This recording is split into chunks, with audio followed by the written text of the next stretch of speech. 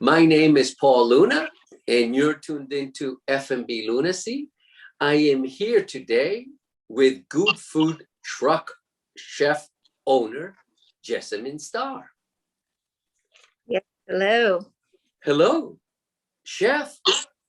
Tell us about Good Food Truck. Well, it has been around for 11 years. We're going into our 11th year, and it has definitely transformed a lot through the years. My style of cooking is I like to have fun. I'm really intrigued by what I call the equatorial belt. So if you were to put a belt, around the equator, kind of Tropic of Cancer, Tropic of Capricorn, and take all those flavors and mush them together. So Thailand and Mexico and Jamaica and India, they all kind of, although they seem really different, they all have this sweet, sour, spicy combination that I love. When we started, we also came up with this thing called the poodle, which is, at this point in time, I'm trying not to make them. It's like the bane of my existence. I've made so many of them. I hate them a little bit, but it is what put us on the map. And it is a hot dog, which again, I'm like, man, I don't even know if I should say this, but I'm not that big of a fan of hot dogs, but everybody loves them. And it was a hot dog and a French toast bun. So we actually French toast the hot dog bun with apple maple slaw, which was just apples and lime juice and cabbage. And then you put syrup and spicy mustard on top. And it was just one of those things that people loved. I have not been inside a food truck. Where do you keep all the inventory?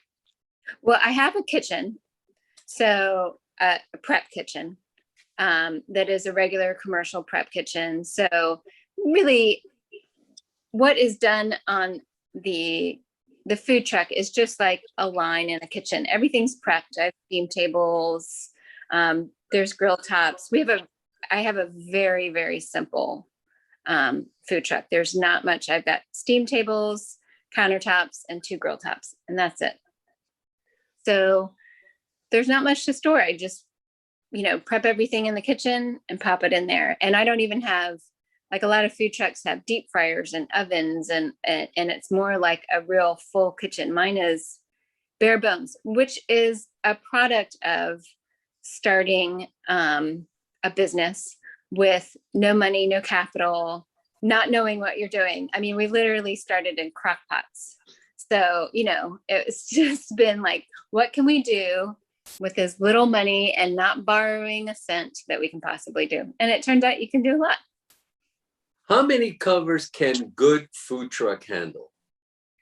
The most I've ever served for one lunch is 1,000. Now, I will say we had the truck, we had tables, we had people walking around with food, but we served 1,000 people at a TED Talk in 45 minutes. Is there music in the food truck? Yes, but it's just for us. What?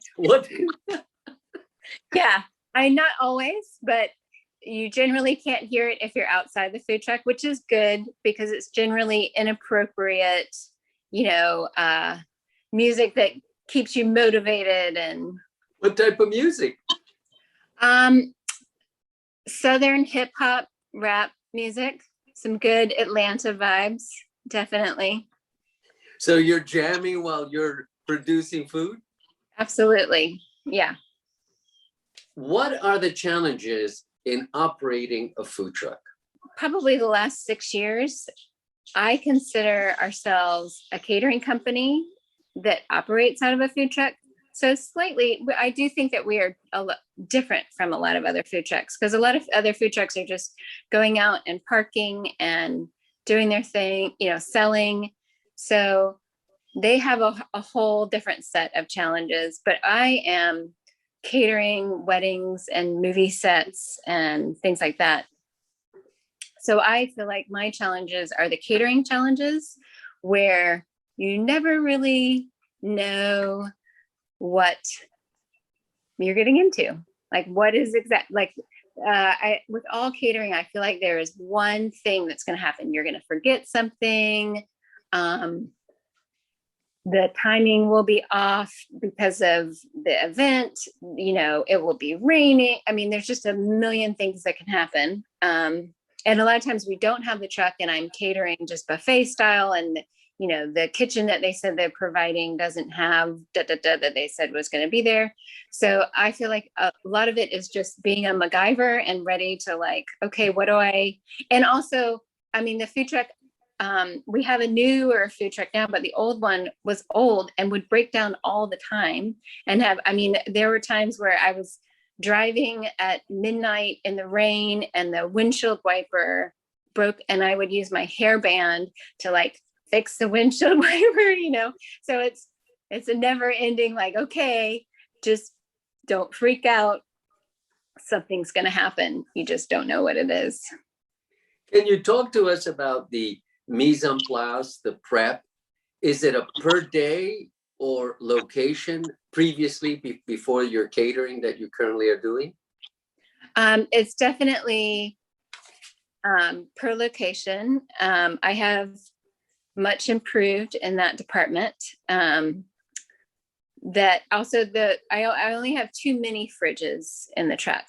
So everything has to be very tightly packed. And I have definitely come up with systems and recipes that work so that my prep will fit and flow when we are assembling everything for service. But it's all done beforehand. It's all very much thought out.